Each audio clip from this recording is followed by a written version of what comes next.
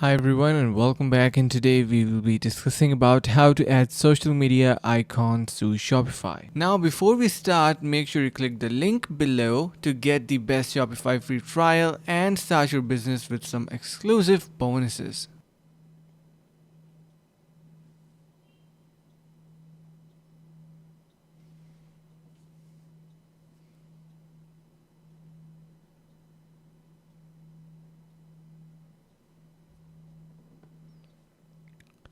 Alright, so what we need to do is simply head over to our online store and then themes. Once we are there, click on customize and you will be able to see I have already added a social media icon. At the bottom you can see we have this particular going on in here. So you can simply edit your link in here as well. So this is the footer, and to add social media you can add a section template, and you can see like email, contact form, and blog posts. So similarly you can add in here your social media as well using your built-in editor tools. So it is quite simple. Like for example, I have added this section below and it has the Instagram social media icon, and you can customize that as well. So if you have any questions, you can let us know in the comments below. Thank you so much for watching and hope this video was helpful. Finally, make sure to click the link in the description below to take advantage of our exclusive Shopify free trial